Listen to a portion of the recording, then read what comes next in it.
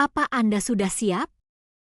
Jika belum, Anda bisa mempause sebagian ini terlebih dahulu.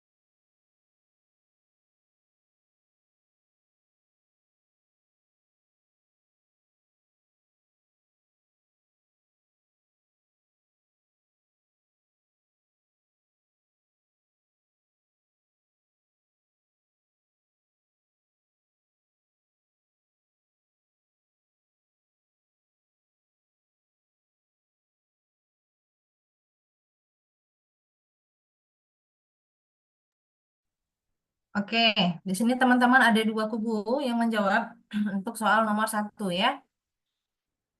Saya akan tandai dulu. Ada yang menjawab C dan ada yang menjawab D. Oke, untuk soal nomor satu. Indonesia sebagai negara yang kaya akan keberagaman budaya, sebagai keberagaman yang mempesona, namun juga menjadi tantangan yang nyata. Keanekaragaman ini, meskipun menjadi poin kebanggaan, juga mengakibatkan risiko-risiko yang tidak dapat diabaikan. Keterbukaan terhadap perbedaan-perbedaan yang sangat beragam dalam budaya, tradisi, dan bahasa menciptakan sebuah kerentanan terhadap ancaman perpecahan dalam struktur sosial dan budaya. Peran nasionalisme dalam menghadapi hal tersebut adalah A. Bersikap objektif dan tidak terlibat dalam masalah konflik negara. Kemudian B. Aktif mengikuti kegiatan nasional agar memiliki jiwa nasional yang tinggi. C. Aktif mengikuti kegiatan nasional agar memiliki jiwa nasionalisme yang tinggi. Sama ya, B sama C ya. Kemudian D. Mengenal berbagai budaya yang ada di masyarakat Indonesia. Dan E. Menghadiri forum lintas agama agar tidak terjadi perpecahan. Ya, teman-teman, jawaban yang paling tepat itu benar. Ya, ada di sini ternyata Triska tadi yang masih ragu ya antara nasionalisme, bela negara, dan integritas. Benar nih jawabannya D. Kemudian ada Ima, ada Putri Anggraini juga ya. Rizka, Doni, Nabilah Putri, dan Jamal. Benar jawabannya D. Oke, malam ini saya akan khusus detail bahas untuk pembahasannya teman-teman, biar teman-teman juga ada waktu untuk menyerap penjelasan dari soal nomor satu ini ya. Oke, teman-teman bisa lihat ya, jawaban yang paling tepat itu adalah D, mengenal berbagai budaya yang ada di masyarakat Indonesia. Kak, cara jawabnya gimana? Seperti ini ya, seperti Agesti chat saya, DM saya di room chat. Oke, poin pertama, memahami keragaman budaya. Nah, nasionalisme sejati tidak hanya tentang menghadiri acara nasional, teman-teman, atau bersikap objektif dalam konflik. Nasionalisme yang kuat berakar pada pemahaman mendalam tentang budaya yang beragam di Indonesia. Nah, gitu ya. Jadi dengan kita memahami bahwa budaya Indonesia itu beragam, maka kita menunjukkan rasa nasionalisme. Tadi saya bilang nasionalisme itu rasa cinta kepada tanah air, gitu ya. Kemudian menumbuhkan rasa saling menghormati dengan mengenal berbagai budaya kita dapat. Jadi teman-teman kalau dapat soal TWK nih yang membahas seperti ini gitu ya, mengenal berbagai budaya itu termasuk dalam salah satu contoh nasionalisme, teman-teman ya.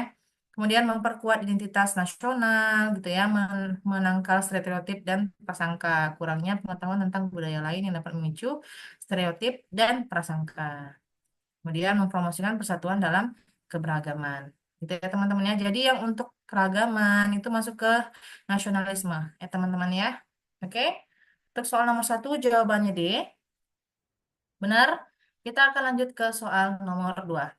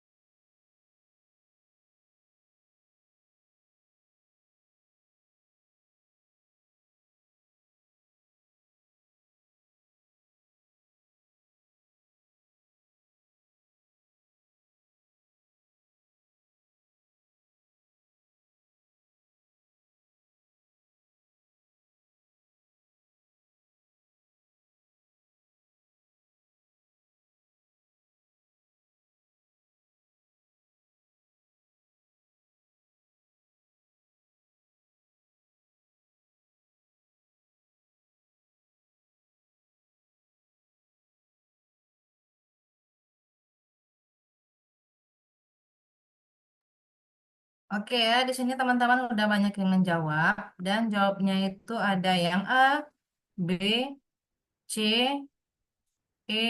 Oke, tidak ada yang memilih D ya. Oke, kita akan tandai A, B, C, dan E. Kita akan lihat ini.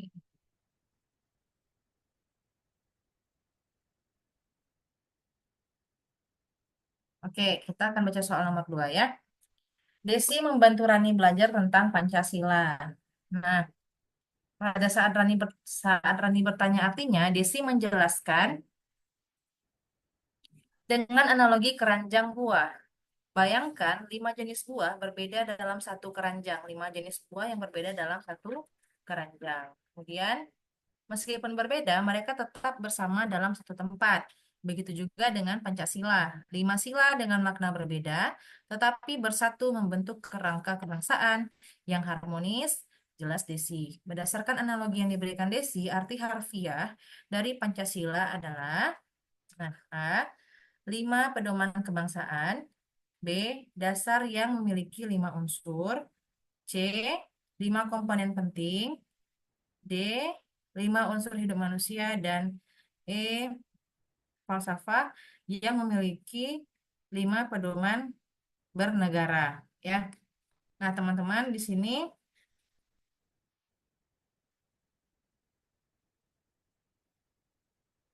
em, arti secara harfiah teman-teman ya, yaitu secara eh, kata demi kata atau secara arti yang sesungguhnya gitu ya. Nah, jadi untuk jawaban nomor 2 yang menjawab, gak banyak yang betul nih untuk nomor 2 ya. Yang menjawab B itu ada, ya benar, Triska lagi ya. Triska, Alfi, dan Lia. Hanya 3 orang teman-teman. Dan jawaban yang benar itu adalah B. Kenapa jawabannya B? Mari kita lihat penjelasannya. Oke, ini teman-teman. Nah, analogi Desi menggunakan keranjang buah dengan 5 jenis buah yang berbeda di dalamnya untuk menjelaskan Pancasila, gitu ya. Di mana masing-masing buah mewakili prinsip atau pedoman yang berbeda, namun menjadi satu dalam keranjang. Hal ini mencerminkan makna harfiah Pancasila sebagai dasar yang memiliki 5 unsur, teman-teman. Nah, kenapa pilihan yang lain yang tidak tepat? Tadi ada yang pilih A, ada yang pilih C, ada yang pilih E, gitu ya. Untuk 5 pedoman kebangsaan. Pilihan ini terlalu sempit, teman-teman. Tidak sepenuhnya mencerminkan makna dari Pancasila sebagai dasar negara. Oke, karena dia eh, mengunci dalam 5 pedoman kebangsaan, teman-teman ya. Kemudian C, untuk yang 5 komponen penting, pilihan ini kurang tepat karena tidak menjelaskan hubungan antara 5 unsur Pancasila, gitu ya. Dia hanya membahas tentang komponen penting. Nah, pokoknya intinya berarti untuk soal yang tadi, seandainya analogi itu secara harfiah, Pancasila itu adalah dasar yang memiliki 5 unsur. Tuh teman-teman ya. Mungkin teman-teman nggak bakal nemuin soal kayak gini di TBK. Mungkin juga bakal nemuin. Nah, kalaupun teman nggak nemuin soal seperti ini, biasanya soal TBK itu lebih kurang hampir-hampir sama teman-teman, tapi dengan bahasa yang berbeda gitu ya di pertanyaannya. Gitu ya. Oke, ini untuk yang memilih D dan E, alasannya kenapa tidak bisa dipilih gitu ya. Pancasila, ingat teman-teman, Pancasila bukan hanya kumpulan pedoman atau prinsip, tetapi juga landasan filosofis dan ideologis bagi bangsa Indonesia yang menyatukan berbagai elemen dalam kehidupan berbangsa dan negara. Ini teman-teman ya, ideologi negara gitu ya teman-teman ya, perlu diingat. Untuk yang ini saya garis bawahi. Oke, oke, kita akan lanjut ke soal nomor 3. Udah mulai nih muncul-muncul kata-kata seperti ini ya teman-teman ya, pilihannya ya, silahkan dikerjakan.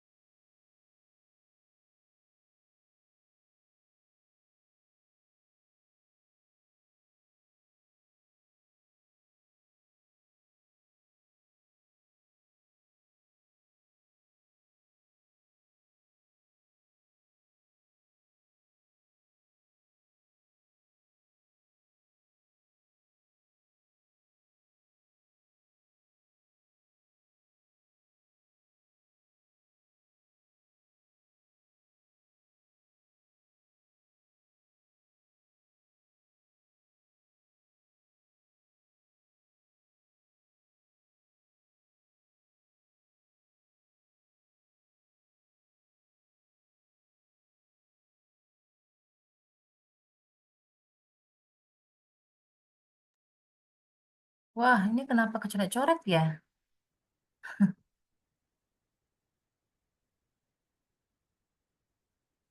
Kok bisa kecoret ya, teman-teman?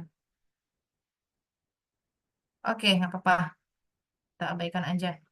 Oke, untuk soal nomor 3,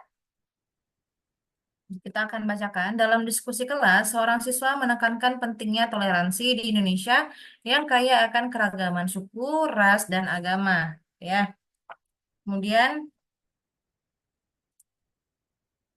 suara double. Suara apa ya? Ada double kah suara saya?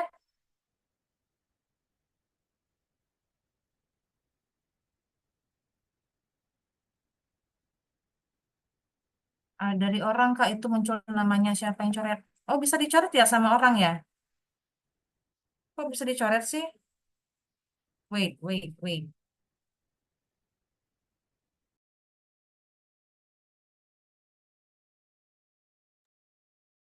Guys, apakah ini teman-teman pada ngantuk atau gimana nih sampai kecoret nih teman soalnya?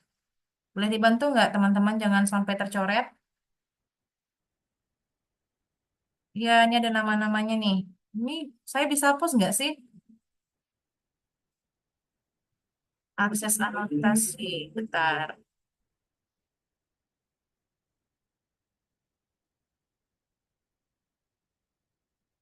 Kok jadi kehapus gini ya?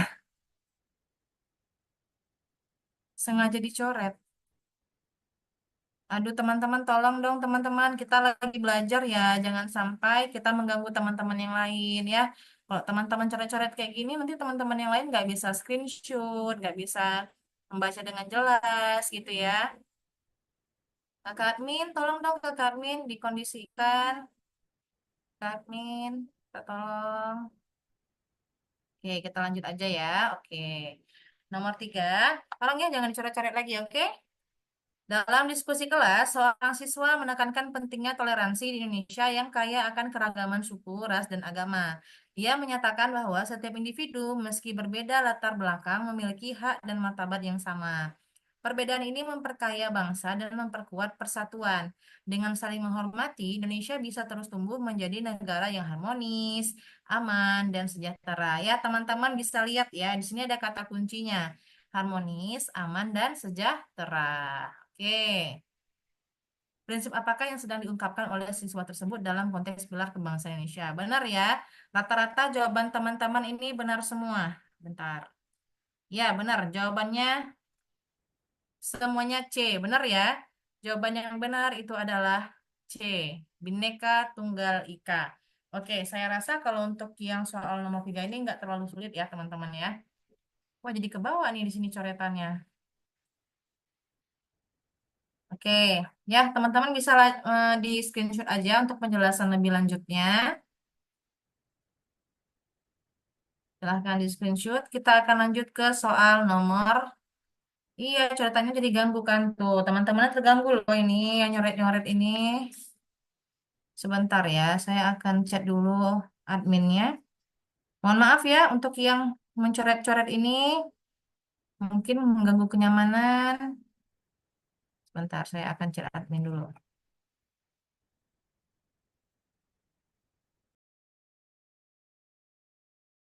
Sambil saya chat admin, teman-teman boleh jawab soal nomor 4 dulu ya. Oke.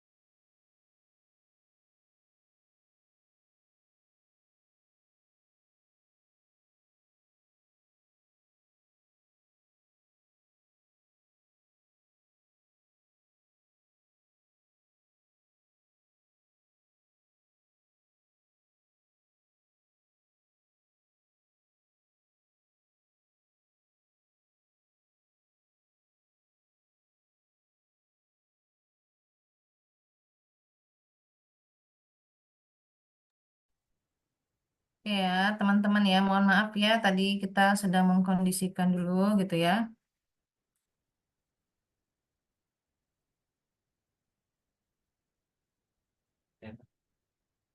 Mm-mm.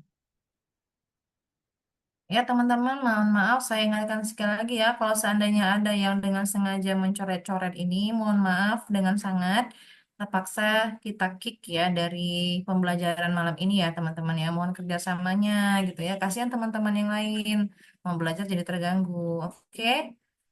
Oke, kita mulai lagi untuk soal nomor 4 tadi ya. Nomor 4 tadi ada yang dari mana nih? Ya, benar ada yang jawab A, B, dan C ya, teman-teman ya. Nanti untuk teman-teman yang tadi gagal screenshot, kita akan eh mundur lagi ke belakang untuk di screenshot kembali teman-teman ya. Kita lanjut ke soal nomor 4. Dalam pertemuan antar negara di Asia Tenggara, perwakilan Indonesia dengan bangga membahas Pancasila sebagai landasan negara. Nah, ia menjelaskan bahwa Pancasila bukan hanya dasar negara, tetapi juga fondasi untuk membangun persatuan di tengah keragaman suku, budaya, dan agama di Indonesia, serta mencerminkan nilai kerjasama dan saling membantu dalam masyarakat. Nah, konsep pokok apa yang menjadi pembicaraan perwakilan dari Indonesia, ya teman-teman ya? Kekeluargaan, B. Demokrasi, C. Gotong royong, D. Kejujuran, dan berjuang, gitu ya teman-teman ya. Nah, di sini berdasarkan narasi yang diberikan, perwakilan Indonesia menjelaskan tentang konsep Pancasila sebagai dasar negara, gitu ya. Nah, di mana perwakilan Indonesia dalam pertemuan antara negara tersebut dengan tepat memilih gotong royong sebagai contoh nilai luhur bangsa yang dapat dibagikan kepada negara-negara lain di Asia Tenggara. Jadi benar ya teman-teman ya. Jawabannya dominan C dan benar jawabannya adalah C, gotong royong teman-teman. Oke. Di sini, kenapa kita bilang gotong royong? Karena ada kata kunci serta mencerminkan nilai kerjasama dan saling membantu dalam masyarakat. Oke, ini untuk pembahasan lebih detailnya teman-teman bisa lihat di sini di layar. Silahkan di screenshot teman-teman ya. Nah, kenapa pilihan lain kurang tepat juga teman-teman bisa lihat penjelasannya di sini. Oke ya. Nah, untuk yang milih kekeluargaan tadi juga ada tuh saya lihat ada yang pilih A gitu ya. Pilihan ini kurang tepat. Kenapa? Karena meskipun gotong royong erat kaitannya dengan semangat kekeluargaan, fokus utama pembicaraan perwakilan Indonesia adalah tentang nilai kerjasama dan saling membantu dalam masyarakat yang dalam konsep yang lebih luas. Nah, kalau demokrasi kan udah pasti beda ya teman-teman ya, kejujuran juga beda gitu ya. Oke, kita akan lanjut ke soal nomor 5. Nah, ini hampir sama dengan soal nomor 3 tadi ya teman-teman ya pertanyaannya gitu ya. Silakan teman-teman.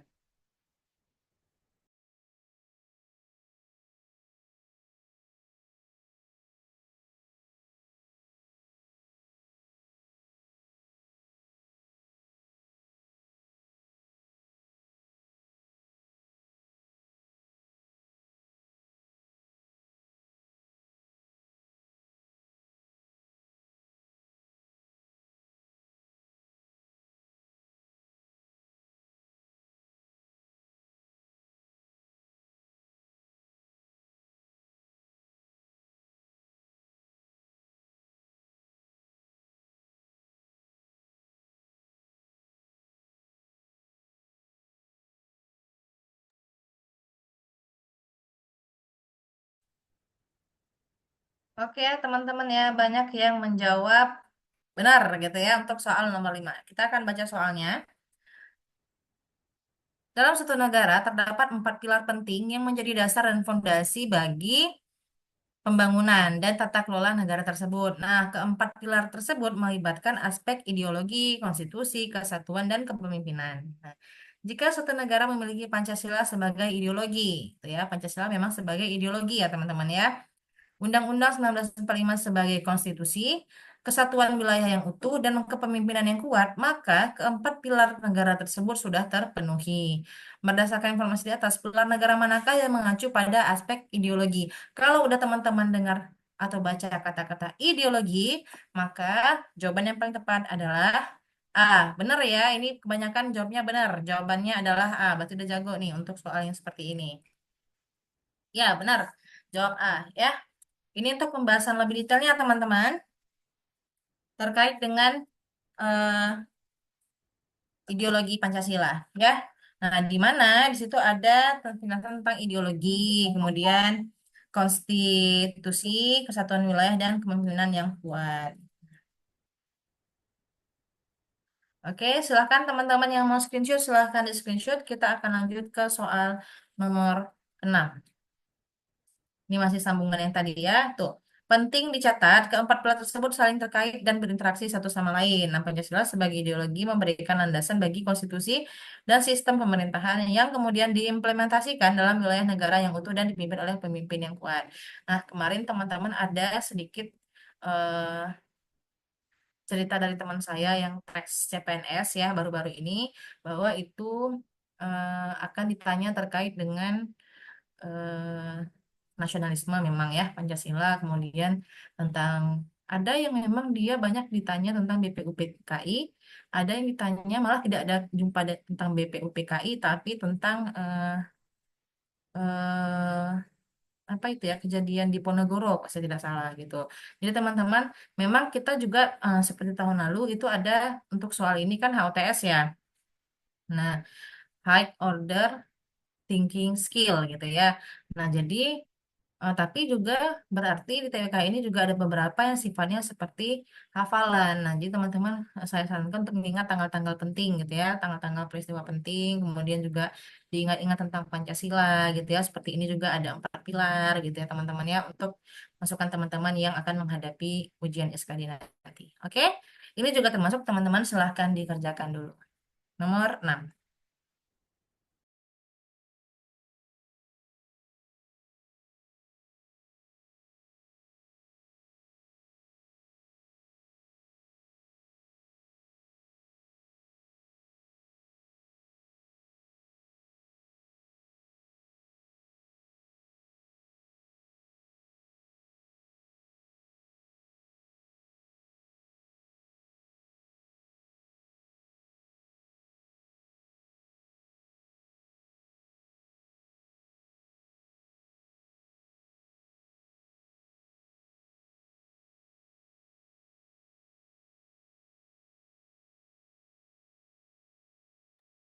Ini Indah, tolong jangan sampai dicoret-coret dong layarnya. Disediain kertas aja tuh untuk menjawab ya.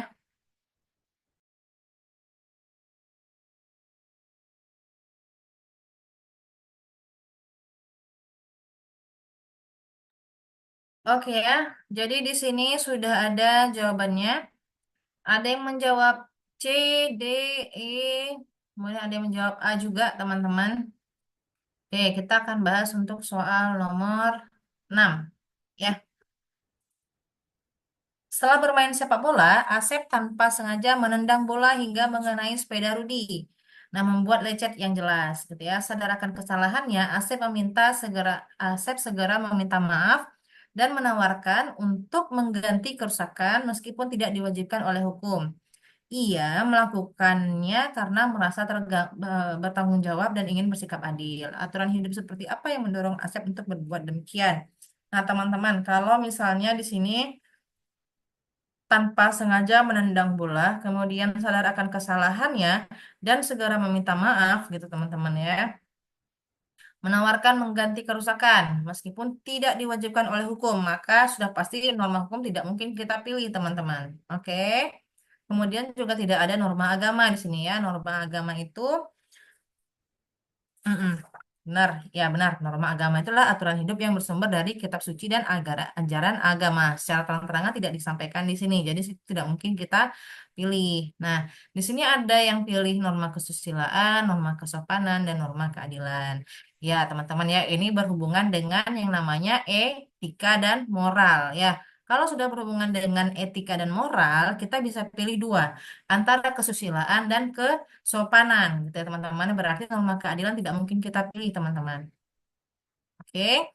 Kemudian perbedaannya di mana? Nah, di sini untuk si Asep dia menunjukkan rasa tanggung jawab gitu ya, bertanggung jawab dan ingin bersikap adil. Maka pilihan yang paling tepat itu adalah norma kesusilaan gitu ya. Walaupun ada norma kesopanan juga di sini yang sama dengan norma kesusilaan, sama-sama berdasarkan pada moral dan etika. Tapi di sini keunggulannya Perbedaannya itu di bagian tanggung jawab dan ingin bersikap adil. Ya teman-teman ya, maka istilah kesusilaan. Oke, jawaban yang benar adalah B. Ini D salah ya. Ini gimana sih cara coretnya ini? Pokoknya ini yang benernya B gitu ya. Oke. Untuk detailnya teman-teman bisa dilihat pengertiannya masing-masing. Jadi teman-teman juga bisa ingat ini norma ini apa ya, norma ini apa ya gitu ya. Ada norma agama, ada norma kesopanan, kesusilaan, norma keadilan, dan norma hukum. Nah, kalau norma agama itu adalah tadi seperti yang saya bilang, norma yang bersumber dari kitab suci dan ajaran agama gitu ya.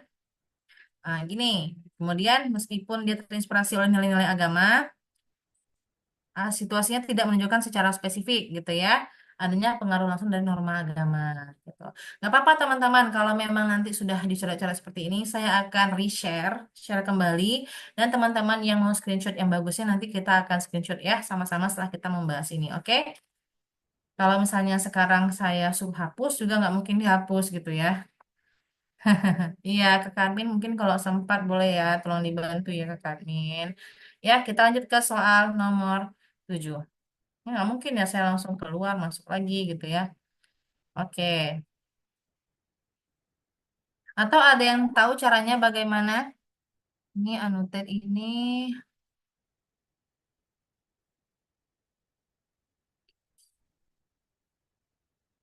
gimana caranya nih?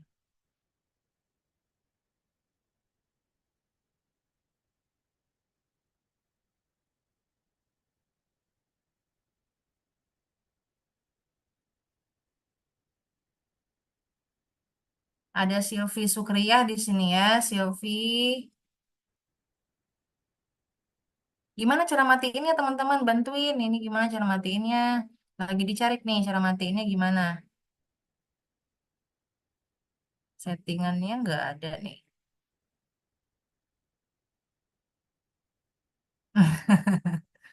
Hati-hati teman-teman. Oke.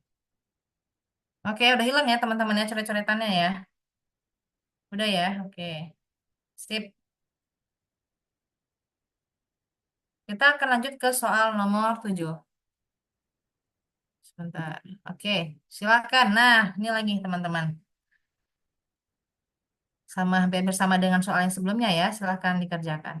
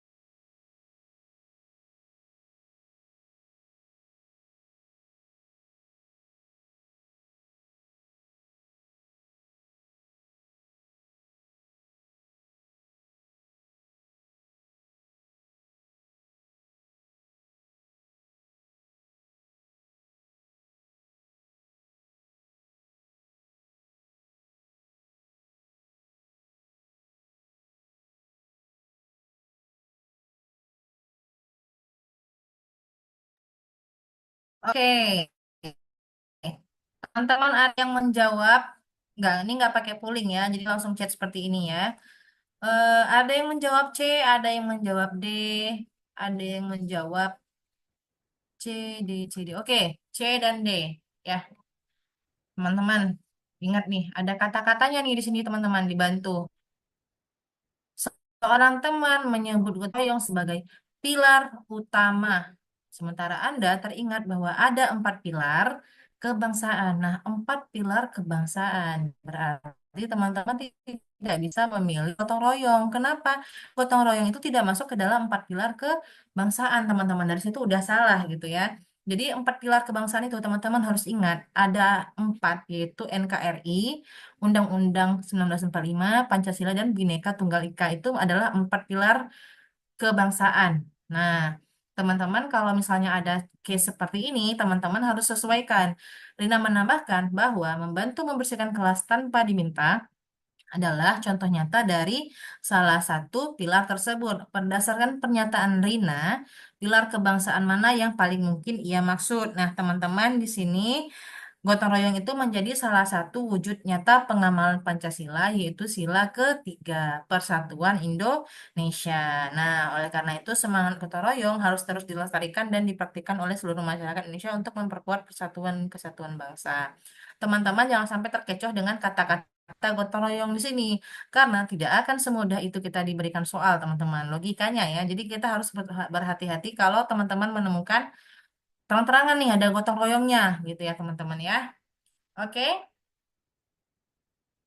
enggak, bukan sila kelima. Jadi kalau untuk gotong royong itu kan Persatuan Indonesia ya teman-teman ya, masuknya ke sila ketiga, itu di Pancasila. Oke, kita lanjut ke soal nomor 8. Ini penjelasannya ya teman-teman ya, boleh di screenshot dulu. Kita akan lanjut ke soal nomor 8.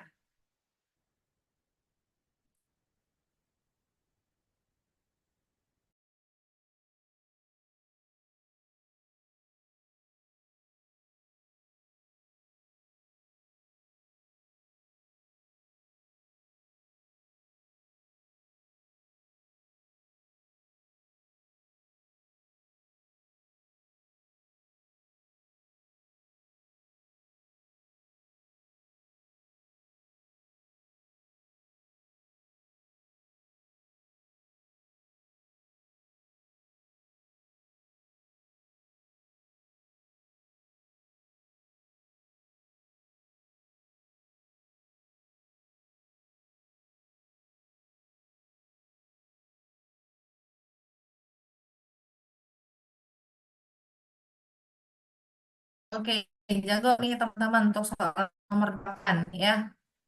Semuanya sejauh ini menjawab benar. Oke, good. Ya, benar ya teman-teman ya untuk soal nomor 8.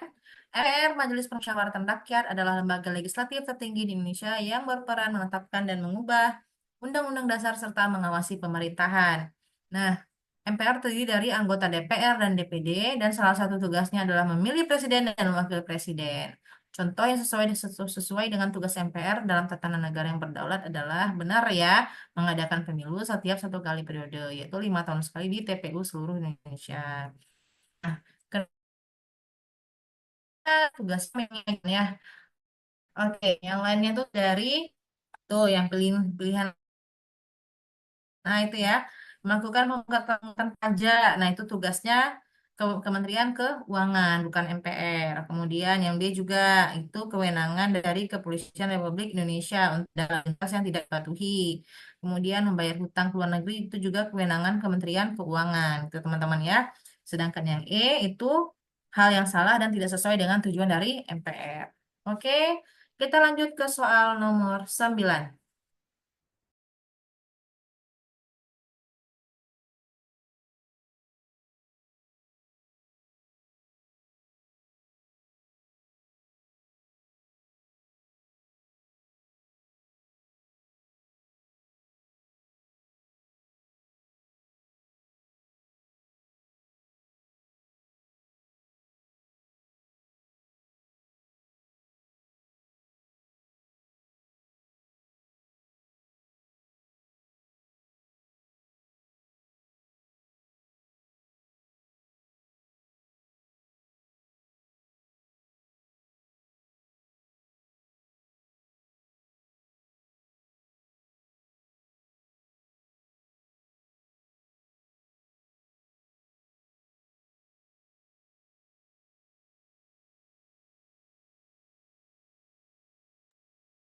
Oke, untuk soal nomor 9, Rencana Pembangunan Jangka Panjang Nasional 2005 sampai 2025 ditetapkan melalui Undang-Undang 2007 adalah panduan strategis pembangunan Indonesia. Dokumen ini berisi visi, tujuan, kebijakan, dan program pembangunan untuk mencapai pertumbuhan ekonomi berkelanjutan. Pemerataan pembangunan serta peningkatan kualitas hidup masyarakat. Nah, mana nih di antara pilihan ini yang menunjukkan itu, teman-teman ya, untuk pembangunan jangka panjang nasional? Benar, teman-teman. Untuk yang sudah mengerti dan paham Jangka panjang berarti jawaban yang paling tepat itu adalah D, membuat jembatan layang untuk akses jalan menuju daerah lain. Ya, kenapa nggak bisa pilih yang lain? Silakan teman-teman cek. Untuk yang milih A, pembangunan posyandu itu merupakan program jangka menengah atau jangka pendek. Kemudian B, membentuk dan membangun masjid itu juga jangka menengah atau jangka pendek. Yoyo, yoyo, tolong jangan dicoret-coret. Tergantung dari segalanya, skalanya. Kemudian yang C juga membuat makanan yang sesuai dengan kebutuhan ibu hamil juga jangka pendek. Menanam bibit apalagi ya teman-teman ya. Oke. Teman-teman, seandainya ada yang bertanya, silahkan boleh langsung chat saya gitu ya. Nanti saya akan bahas. Teman.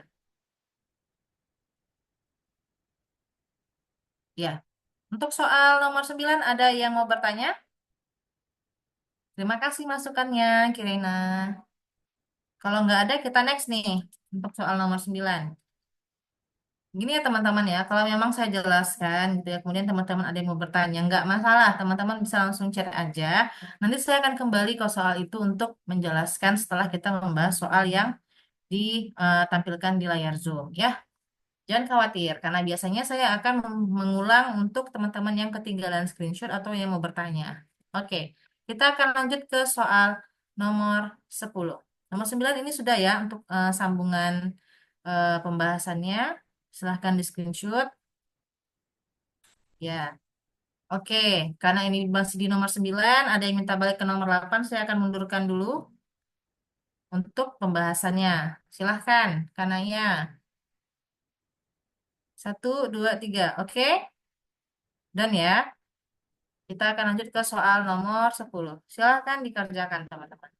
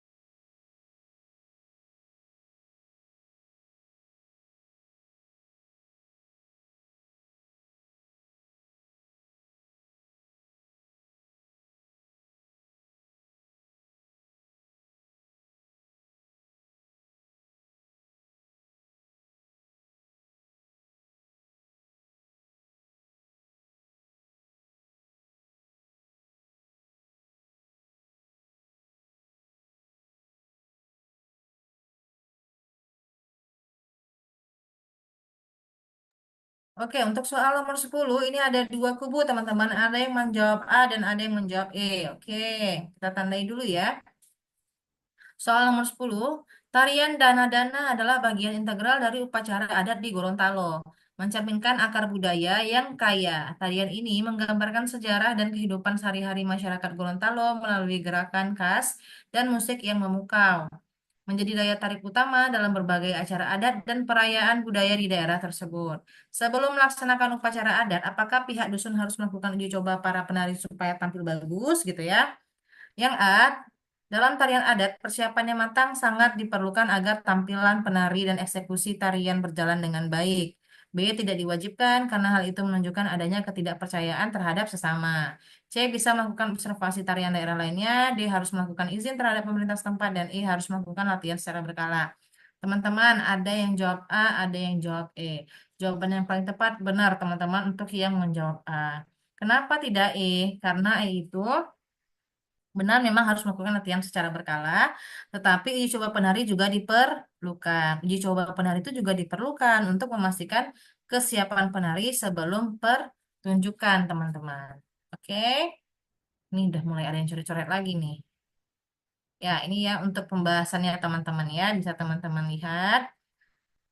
Uji coba penari merupakan bagian penting dari persiapan matang untuk menampilkan tarian adat dengan baik. Hal ini bertujuan untuk melatih kekompakan, memastikan kelancaran gerakan, memperbaiki kesalahan dan kekurangan dalam tarian, serta meningkatkan kepercayaan diri para penari. Nah, ini kenapa tadi tidak dipilih B gitu ya, B, C dan D pasti salah teman-teman. Tapi kalau yang I itu memang beda tipis jawaban dengan yang A ya, makanya tadi ada dua kubu tuh yang menjawab gitu ya. Tapi di sini juga uji coba penari diperlukan teman-teman sebelum latihan yang berkala itu. Oke ya, jelas ya untuk soal nomor 10 atau ada yang bertanya silahkan chat saja ya. Kita akan lanjut ke soal nomor 11. Silakan teman-teman.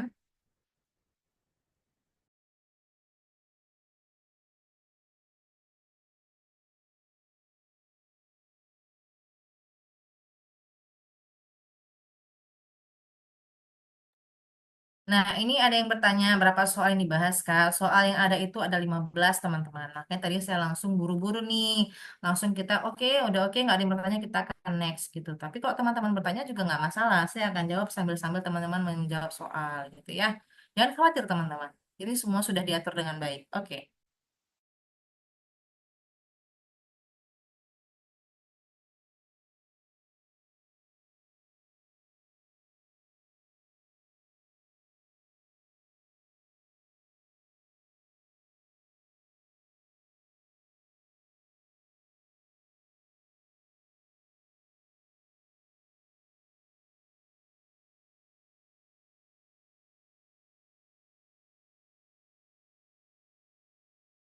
Ya, untuk soal nomor 11 ya, toleransi adalah sikap atau perilaku yang menunjukkan kemampuan untuk menerima, menghormati, dan menghargai perbedaan.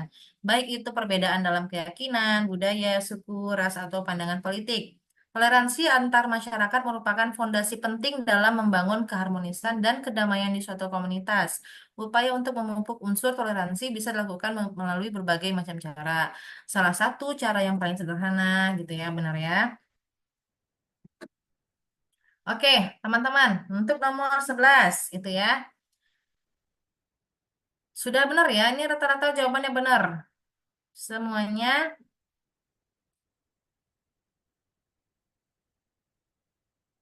memilih jawaban B. Oke, ada yang memilih A. Mungkin kurang teliti ya membaca soalnya teman-teman ya. Karena di sini sudah jelas kata kuncinya adalah toleransi gitu ya. Jadi toleransi itu dimulai dari hal kecil gitu ya, seperti menghormati hak orang lain untuk tidak diganggu oleh kebisingan, teman-teman. Oke, jawabannya yang benar adalah B. Tapi dominan benar nih, teman-teman. Jawabannya B. Oke, kita lanjut ke soal nomor 12. Ini pembahasan yang lebih detailnya ya teman-teman. Silahkan di screenshot. Satu, dua, tiga. Kita next untuk pembahasannya.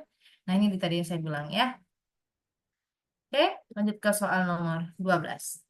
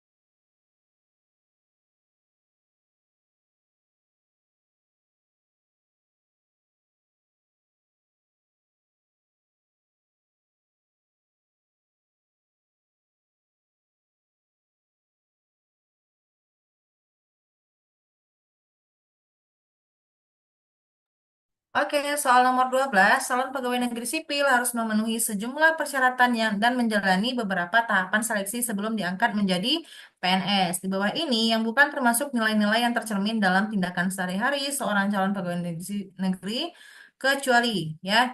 Nah, di sini ada pernyataan gitu ya. Dia itu bukan termasuk nilai-nilai yang tercermin dalam tindakan sehari-hari. Berarti yang negatif-negatif nih teman-teman. Kecuali berarti untuk tindakan yang positif menyepelekan itu kan memang dia seharusnya bukan gitu ya pemborosan, memanipulasi dan melakukan plagiator. Jawaban yang benar adalah A dan semuanya benar nih jawabannya teman-teman ya tepat. Oke, yang bertanya nanti saya akan jawab di akhir ya teman-teman ya. Oke, untuk soalnya pembahasannya, sorry ini jawabannya salah teman-teman ya. Untuk yang di ini salah, mungkin kelewat untuk pilihan A. Jawabannya itu adalah A ya teman-teman ya. Jawabannya A, bukan B. Oke.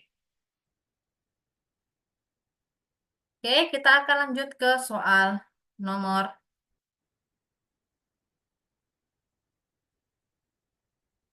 ini juga, nomor 13 ya.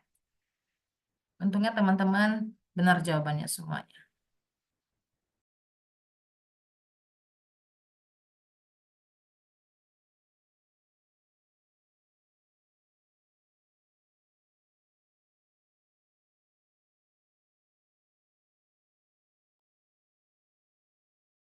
Ya, malam ini kita belajar TWK aja ya untuk CPNS-nya. Untuk P3K nanti kita akan belajar tentang kompetensi manajerial.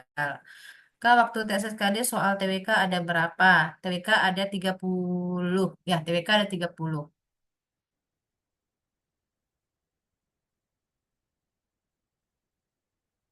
Eh, TWK 30 apa 35 ya? Bentar-bentar, kita cek dulu.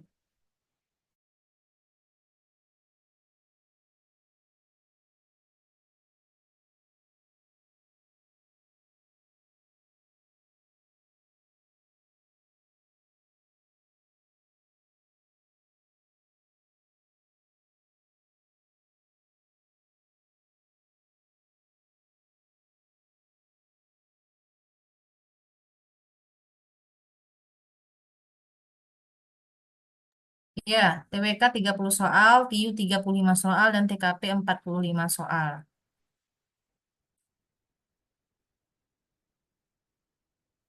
Oke, untuk soal nomor 13, teman-teman menjawab semuanya menjawab C. Oke, kita akan cek jawaban teman-teman semua. Wawasan kebangsaan adalah pandangan atau pemahaman tentang bagaimana seharusnya suatu bangsa membangun dan menjaga persatuan dan kesatuan di tengah keragaman yang ada. Di Indonesia, wawasan kebangsaan sangat penting karena negara ini terdiri dari beragam suku, agama, budaya, dan bahasa.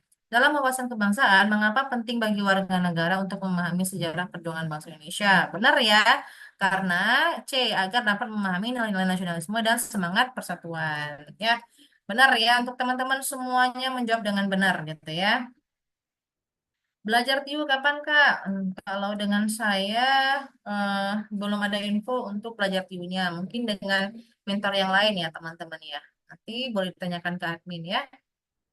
Oke, ini untuk penjelasannya soal nomor 13. Silahkan di screenshot teman-teman. Dua soal lagi, waktu kita juga nggak banyak. Kita masuk ke soal nomor 14.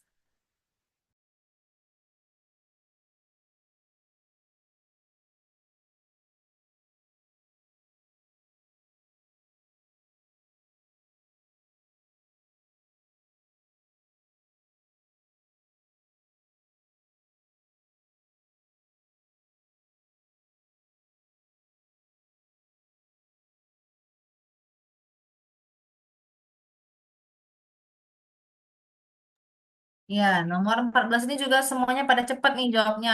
Jawabannya juga sama nih teman-teman. Jawabannya adalah C, benar ya. Ini udah pasti dari pilihannya aja kita bisa lihat mana pilihan yang paling bagus nih. Ini hampir-hampir sama dengan soal TKP, ya teman-teman ya. Benar, nomor 14 jawabannya adalah C, ya. Kita next teman-teman untuk di pembahasan TWK rasa TKP. Iya, untuk soal nomor 14 benar ya, rasa-rasa TKP gitu ya.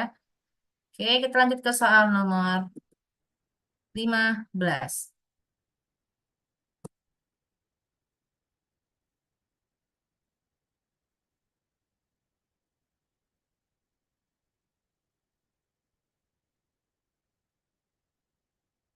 Ini juga rasa-rasa TKP nih, teman-teman, soal nomor 15.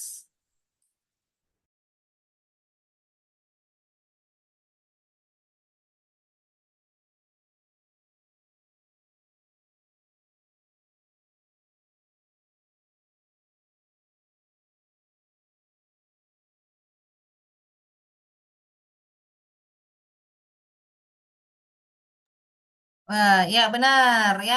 Semuanya benar. Cepat nih jawabannya teman-teman. Banyak nih yang menjawab. Dan semuanya benar ya. Jawabannya adalah B. Ya, benar. Berbicara secara sopan ya.